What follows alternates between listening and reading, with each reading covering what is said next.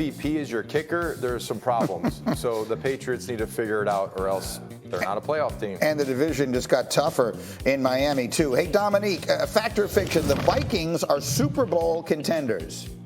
Absolutely fact. They have just about everything that you would need. A quarterback that you can trust, a really good offensive line, 2 pass rushers on defense. Granted, there's some other holes on defense. And, of course, they got Justin Jefferson, a real playmaker, a top 5 receiver in this league, and not to mention Adam Thielen on the other side. They have all the pieces if they can put it all together and a smart young coach. All right, we'll come back to that one, I think. Bart, let's talk about Tampa. Fact or fiction, the Bucs won't win the NFC South. I don't think so, Green. I think this is a reset year. I don't know what's happened to the Bucs under Todd Bowles. They have to figure their philosophy out and identity and figure out who they want to be. I don't think they figured that out right now. Right now, to me, Atlanta's the best team in the division. They should have won the first time. Yeah. They're trending upwards, so I give it to Atlanta. A reminder for anyone who forgot that controversial call that came, the roughing the quarterback against Brady at the end. That was in a game against Atlanta. The Falcons otherwise would have had a chance to try and win it if not for that call. So maybe they're even fortunate, the Bucs are, to be where they're sitting right now. Is this a must-win for your buddy Tom Brady this weekend? This is 100% a must-win for the Bucs and Tom Brady. I think back to when I was a kid at the playground. They had these metal slides. They were really scary looking. Yeah. Right? I think they're outlawed now. Well, when you start that slide, you start going way too fast. You fly off the thing. You need stitches. You get hurt. You break your arm. They outlawed them for a reason. That's where the Bucs are right now. They're about halfway down this slide. If they lose this game, they're just keep like picking up speed and they're flying off the end of this thing. So again, I think the Bucs have to win this matchup for them to try and correct what's going on in that organization. What do you think, Nate? I'm with you. I don't know where that metaphor was going, but I'm a good teammate, so I like it. It seems like they're more like they're on the monkey bars and there's some rungs missing. So I don't know what's going to happen. Those rungs need to show up and fortify the inside of that offensive line. And Tom Brady went down to Tampa Bay because he needed help. No quarterback is going to be able to lift the team by himself. He's not getting the help that he needs. If you watch these games, most of them, you see that Tom Brady still has it. He still has the same ability that it seemed like he's had for the past several years.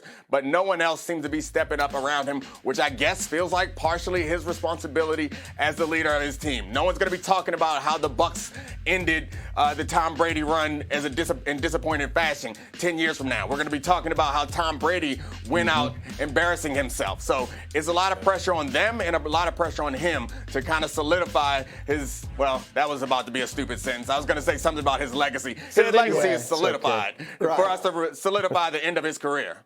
We're just talking about a season. We're just talking about the ending here. And you hate to see it end this way, but it so frequently does for the all-time greats. Yeah, either die the hero or stay around long enough to see yourself become the villain. And at this point, remember all the great young, older quarterbacks that we see. Peyton Manning kind of comes up to mind to me. Now, he doesn't look as bad as Peyton Manning looked because his body just failed him. But the fact that you have to have a infrastructure, you have to have a roster that can carry an older quarterback. You ask him to be great in spurts. They're asking Tom Brady to be great the entire game and be the best player on the field. At this point, he needs a strong run game and the opportunity to use his football acumen when he sees something that his mind has seen before to make teams pay. Right now, they can't do that. You know what he needs more than that? He needs the dominating defense we all thought he had. What happened to them, Bart? We opened the show today saying Green Bay's defense has been a disappointment. What happened to Todd Bowles' defense? And that's the issue, right? Because sometimes when you give somebody else the opportunity, well, Todd is still making the calls, but when you become the head coach, it's tough. And this team looks like a team that doesn't have an identity. I don't know what the philosophy is. You have 2 coordinators. You have Brian Leftwich, who's kind of trying to show that he's a football savant. And sometimes you have to just keep it simple, stupid, and just run the football and play and lean on your team. They look like 2 individuals that's separate. What do you think, Danny? It's a big challenge for Todd Bowles right now because, you go back 2 years when they were kind of struggling in Brady's first year, not playing as well as we thought they would. And, you had Bruce Arians out there boisterous, we can do anything we want on offense, we're good enough to beat it. That kind of attitude is something the team could use. I Todd Bowles may be completely capable of instilling that in maybe a different way than Bruce Arians, but he's got to. Like, something's got to happen from the top to fire this team up and get it going the right way. The one good thing they have going for them, to go back to the slide, is that while they may be barreling down that slide, at the bottom of it is the Rams with a broken leg already to cushion their fall. So that if you just look at it relative, like the game sets up okay for them. But yeah, I do think it's time for them to start playing well. You guys hung out in some frightening playgrounds. You didn't mention you get a third-degree burn off of that thing. You slide down there in July or August. Really, that thing's hot. Any of us are alive. You cannot, under any circumstances, It builds character. You can't go on a slide in shorts. There are very few fast rules in life, but one of them is do not go on a slide in shorts. All right, much more football as we go. But you know what? We thought Matt Ryan, we had seen the last of him. Think again. Lakers last night again take Philadelphia in the NFC East. Is that an overreaction? It's not an overreaction. The Cowboys are good enough. I think it probably won't happen because the Eagles' schedule looks so soft, and I just don't think that they're going to let themselves get caught. They already beat the Cowboys once, but I do believe the Cowboys are a good enough team if the Eagles were to slip a little bit to overtake them in the NFC East. Okay, so let's talk more about the Cowboys. So we have befriended, and as a show, this is the larger we, have befriended Tad Prescott, who is Dak Prescott's brother, and thus he tweets frequently, and I was following him yesterday. He first tweeted something about expressing frustration that the Cowboys didn't make a deal. He then explained it by saying, let's be clear, I'm not upset the Cowboys didn't land Cooks. For the money, we could have kept Coop. What I'm saying is we should have done something. Every other team in contention for the Super Bowl made a move to better their teams. So there is Tad Prescott voicing what many Cowboy fans, I think, were feeling. I will remind everyone that the Cowboys traded Amari Cooper to Cleveland for a fifth-round pick. Fifth round. Right? Solid cap space. Like a special fair teamer enough. or something. But one way or another, I mean, think how differently we might be looking at them right now if Amari Cooper was out there. We certainly wouldn't be talking about them needing another number one receiver. So the question on the screen, Dominique Foxworth, is will the Cowboys regret not making a deal at the deadline? I think they should. Maybe they should give Tad a seat in the front office. And to be clear, maybe being Dak's brother is kind of cool, but being my cousin is much more impressive to me. So Tad, we need to introduce him as Dominique Foxworth's cousin, not as Dak Prescott's brother from here on out. But I would say that they do need not necessarily a new number one receiver as much as they just need more depth. Like, I think that's something that we take for granted when we go into these NFL playoffs is people are going to get hurt. So even adding another running back would be nice, particularly since this team is so focused on running the ball right now.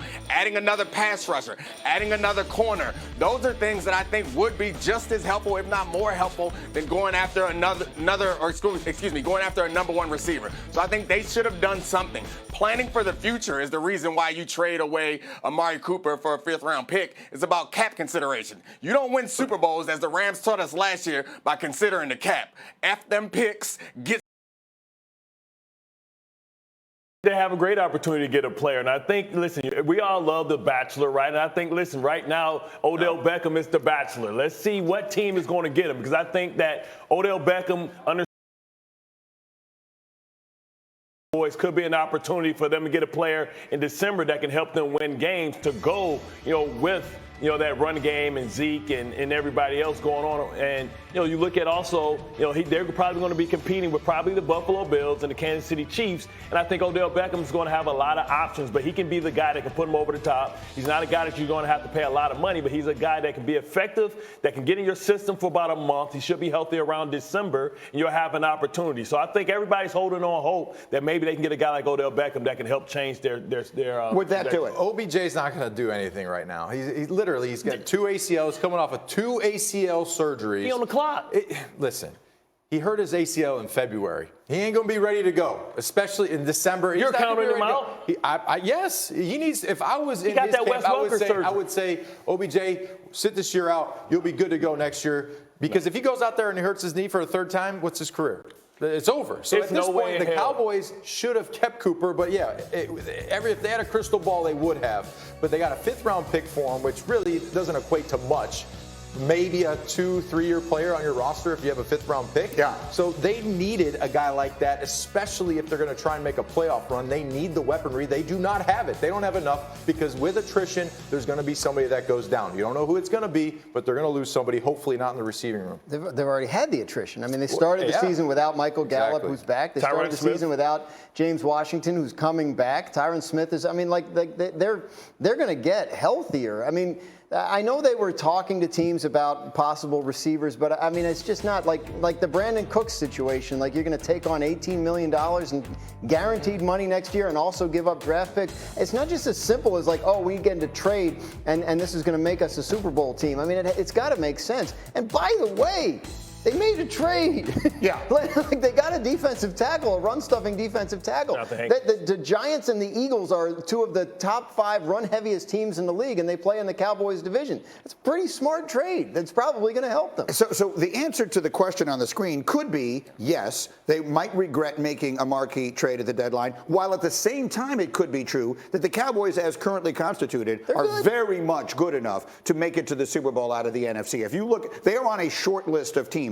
If Dak continues to progress, the difference in Dak Prescott from his first week back after the thumb to the second week back was marked. Now, obviously, maybe the defense they were playing had something to do with that. But as CeeDee Lamb gets a little more comfortable in his role, Gallup works his way back, Dalton Schultz is back and healthy, the 2 running back attack, I do not believe that they don't have enough offensively to get it done. But here's the issue. Everybody else is stacking the deck. Yeah. We just talked about Bradley Chubb. It's true. Listen, it's okay to feel like you have enough.